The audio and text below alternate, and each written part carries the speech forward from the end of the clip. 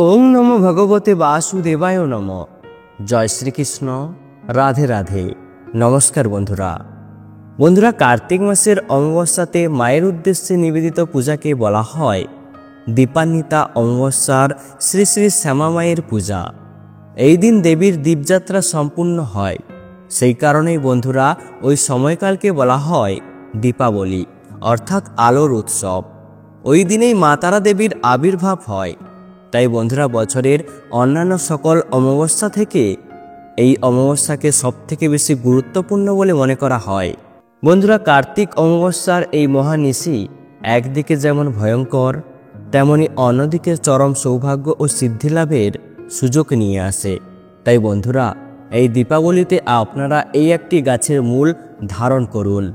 আপনার দুর্ভাগ্য আপনার জীবন থেকে চিরতরে দূর হবে। আপনি যেখানেই যাবেন ধনসম্পদ আপনার পেছনে পেছনে অনুসরণ করবে। ভগবান ধন্বন্তরীর কৃপায় যে ব্যক্তি ওই গাছের মূল ধারণ করেন, সেই ব্যক্তি পূজা ছাড়াই সমস্ত ফল পান। ওই গাছের শিকড় মা লক্ষ্মীর খুবই প্রিয়, আর যার শরীরের মধ্যে ওই গাছের শিকড় থাকবে, সেই ব্যক্তিকে ধনী হওয়া থেকে কেউ আটকাতে পারবে না। বন্ধুরা, বলা হয় যে ওই দিন যদি ভক্তি ও নিষ্ঠার সাথে মায়ের কাছে মনের যে কোনো প্রকার প্রার্থনার কথা ব্যক্ত করেন, সেই প্রার্থনা নিশ্চিত রূপে মায়ের আশীর্বাদে তার সমস্ত মনস্কামনা পূরণ হয়। বন্ধুরা, আপনারা এই একটি বিষয় সর্বদা মনে রাখবেন যে মায়ের কাছে তার কোনো সন্তান ভক্তি ও নিষ্ঠার সাথে যদি কোনো কিছু চান, মা কখনোই তাকে খালি হাতে ফেরান না। এছাড়াও বন্ধুরা, এই ভিডিওটির মাধ্যমে আলোচনা করব এবছর 1432 বঙ্গাব্দে 2025 সালে এই দীপান্বিতা অমাবস্যা কবে এবং কখন পড়েছে। বন্ধুরা, এই সব কিছুই আপনাদের সাথে আজকের এই ভিডিওতে বিস্তারিতভাবে আলোচনা করা হবে। আমাদের সকলেরই আজকের এই গুরুত্বপূর্ণ তথ্যগুলি জানা খুবই প্রয়োজন। তাই অবশ্যই আমার প্রিয় সকল ভক্তগণ ভিডিওটি ভক্তি, ভালোবাসা, শ্রদ্ধার সহিত অবশ্যই শ্রবণ করবেন। আর এই চ্যানেলে নতুন হয়ে থাকলে দয়া করে চ্যানেলটি সাবস্ক্রাইব করবেন, কারণ পরবর্তী সময়ে এই ধরনের নতুন নতুন ভিডিও বা তথ্য পাওয়ার জন্য। এবং ভিডিওটিতে একটি লাইক করবেন, আর কমেন্টে ভক্তি, ভালোবাসা, শ্রদ্ধা দিয়ে জয় শ্রী হরি বিষ্ণুর জয় বা আপনাদের ইষ্ট দেবতার নামটি অবশ্যই লিখবেন। বন্ধুরা, সবার প্রথমে আপনাদেরকে জানাবো যে এই বছর 2025 সালে এই দীপান্বিতা অমাবস্যা কবে এবং কখন পড়েছে। এই বছর 1432 বঙ্গাব্দে 2025 সালে দীপান্বিতা অমাবস্যা পড়েছে আগামী 20 অক্টোবর, 2রা কার্তিক, সোমবার। যেহেতু বন্ধুরা সোমবার দিন এই অমাবস্যা তিথিটি পড়েছে, সেই কারণে বন্ধুরা এই অমাবস্যা দীপান্বিতা অমাবস্যা হওয়ার পাশাপাশি এই অমাবস্যাকে সোমবতী অমাবস্যা হিসাবেও অভিহিত করা হয়েছে। বন্ধুরা, এই দীপান্বিতা অমাবস্যা শুরু হচ্ছে 20 অক্টোবর সোমবার দুপুর 2:57 থেকে, এবং যা থাকবে পরের দিন 21 অক্টোবর মঙ্গলবার বিকেল 4:26 পর্যন্ত। মূলত এই দীপান্বিতা অমাবস্যার কালী পূজা সন্ধ্যার পর সম্পূর্ণ করা হয়। বন্ধুরা, একমাত্র এই অমাবস্যার দিনই সন্ধ্যার সময় অলক্ষ্মী পূজা এবং লক্ষ্মী পূজা দুই একত্রে করা হয়ে থাকে। তাই বন্ধুরা, বাড়ি থেকে যদি এই বছর অলক্ষ্মী বিদায় করতে চান এবং এই দীপান্বিতা অমাবস্যার দিন মা লক্ষ্মীর পুজো দিতে চান, তাহলে সেক্ষেত্রে বন্ধুরা 20 অক্টোবর সোমবার সন্ধ্যা 5:05 থেকে রাত্রি 6:41 থেকে তা সম্পূর্ণ করা প্রয়োজন। এই অলক্ষ্মী বিদায় এবং লক্ষ্মী পূজার পরই দীপান্বিতা অমাবস্যার কালী পূজা শুরু করা যায়, তার আগেই কখনোই নয়। এবং বন্ধুরা, সমগ্র রাত্রি জুড়েই এই দীপান্বিতা অমাবস্যার কালী পূজা সম্পূর্ণ করা যাবে। বন্ধুরা, এবার আমরা যে বিষয়টি নিয়ে আলোচনা করব, সেই বিষয়টি খুবই কম লোকই জানেন। দেখুন বন্ধুরা, এই দীপাবলির সময় দেবী লক্ষ্মী এবং ভগবান ধন্বন্তরীর আশীর্বাদ পাওয়ার জন্য এর চেয়ে ভালো দিন আর নেই। তাই যারা সৌভাগ্য ও উন্নতির আশীর্বাদ পেতে চান, জীবন থেকে দুর্ভাগ্য দূর করতে চান, মান সম্মান ও খ্যাতি অর্জন করতে চান, তাহলে আপনারা এই ভিডিওটি অবশ্যই সম্পূর্ণ দেখতে থাকুন। কারণ আজ এই ভিডিওটির মাধ্যমে আপনাদের জানাতে চলেছি যে দীপাবলিতে পড়া উচিত এমন 3টি গাছের শিকড় সম্পর্কে বলবো, আর আপনি ওই 3টি গাছের শিকড়ের মধ্যে যে কোনো একটি গাছের শিকড় অবশ্যই পড়বেন। দেখুন বন্ধুরা, আপনারা বিশ্বাস করুন কিংবা নাই করুন, গাছপালার বিশেষ অলৌকিক ক্ষমতা আছে। বন্ধুরা, গাছপালা ধর্মীয় দৃষ্টিকোণ থেকে হোক কিংবা আধ্যাত্মিক দৃষ্টিকোণ থেকে আমাদের উপকারই করে। আপনাকে দীপাবলির আগের দিন ওই গাছের মূল আনতে হবে। বন্ধুরা, আপনারা দীপাবলির আগে ওই গাছের মূল এনে আপনার বাড়ির পূজার ঘরে রাখবেন এবং দীপাবলির দিন ওই মূলটি পরিধান করবেন। দেখুন বন্ধুরা, দামি রত্ন পরার থেকে গাছগাছালির শিকড় ধারণ করলে খুবই উপকার পাবেন। কারণ বন্ধুরা, আজকাল বাজারে যেসব রত্ন পাওয়া যায় তাতে ভেজাল থাকে। রত্নগুলি নকলও হতে পারে, মানুষ আপনাকে বোকা বানাতেও পারে। কিন্তু বন্ধুরা, গাছগাছালির শিকড় আপনাকে কখনোই বোকা বানাতে পারবে না, কারণ ওই গাছের শিকড় আপনি নিজের হাতেই তুলে আনবেন। বন্ধুরা, গাছগুলির নাম জানার আগে আপনারা জেনে নিন যে ওই গাছের শিকড় আপনারা কিভাবে ধারণ করবেন। প্রথমে বন্ধুরা, আপনারা দীপাবলির আগে যেদিন খুশি ওই গাছগাছালির শিকড় এনে ঘরের পূজার ঘরে রাখুন এবং দেবদেবীর মতো পূজা করুন।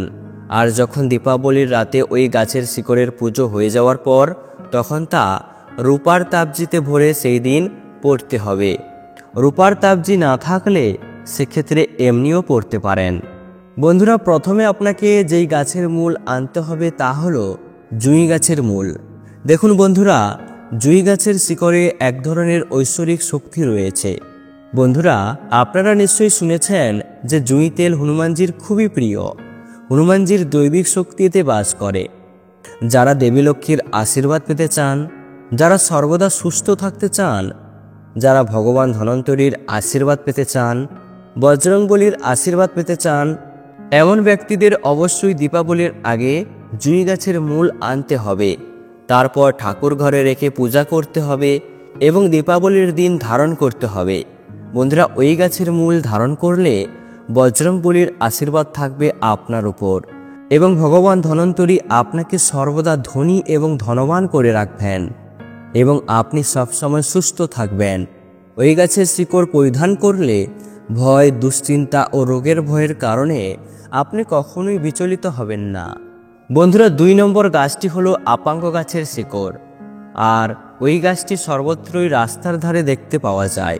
সাধু মহাত্মারা ওই গাছের মূল সর্বদা বেশি ব্যবহার করে থাকেন। আপনাকে দীপাবলির রাতে ওই গাছের মূল ধারণ করতে হবে। এটি পড়লে শত্রুরা আপনার কোনো ক্ষতি করতে পারবে না। ওই গাছের মূল ধারণ করলে আপনি সহজেই যে কোনো মানুষকে আপনার দিকে আকৃষ্ট করতে পারবেন। ওই গাছের মূল ধারণ করলে জীবনে আধ্যাত্মিক উন্নতি হয়, বন্ধ ভাগ্যের তালা খুলে যায়। আপনি যেখানেই যান না কেন আপনাকে দেখে মানুষ আকৃষ্ট হবেন। এটি পড়লে নবগ্রহ শান্ত হয়। 9টি গ্রহের মধ্যে যে গ্রহ আপনাকে খারাপ ফল দিচ্ছে ওই গাছের মূল ধারণ করার পর খারাপ ফল দেওয়া বন্ধ করে দেয়। বন্ধুরা, 3 নম্বরে রয়েছে বটগাছের শিকড়।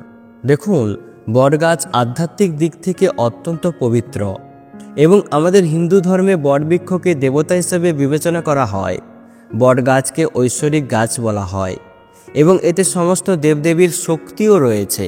তাই যদি আপনি আপনার বন্ধ ভাগ্যের তালা খুলতে চান, আপনার উন্নতি শুরু করতে চান, ভগবান ধন্বন্তরীর আশীর্বাদ পেতে চান, তাহলে বন্ধুরা দীপাবলির রাতে পুজো করার পর বটগাছের শিকড় ধারণ করা আবশ্যক। এতে বন্ধুরা আপনি আপনার জীবনে এক অলৌকিক সুবিধা পাবেন।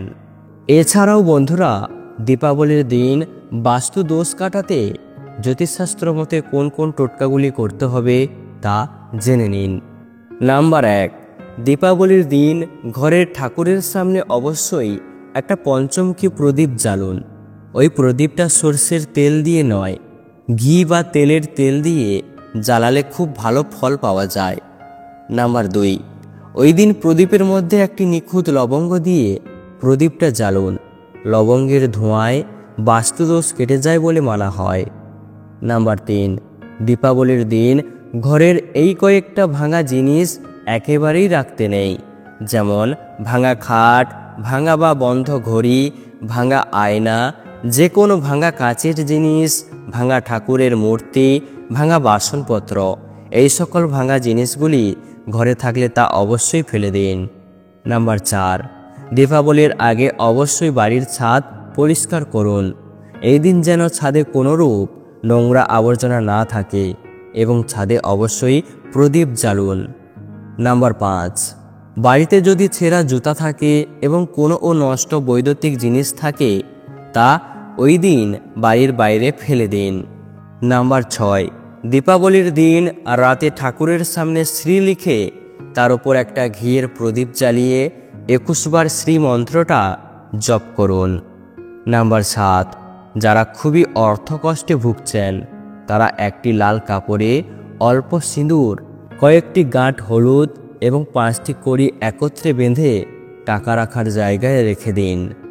নাম্বার 8, এই দিন কোনো বিবাহিত মহিলাকে আলতা, সিঁদুর এবং কিছু প্রসাধনী সামগ্রী দান করুন, এতে আর্থিক উন্নতি ঘটবেই। তো বন্ধুরা, আপনারা অবশ্যই এই পবিত্রতম দিনে এই নিয়মগুলি মেনে চলবেন। তো বন্ধুরা, ভিডিওটি আজ এই পর্যন্ত। ভিডিওটি দেখে ভালো লাগলে একটি লাইক অবশ্যই করবেন।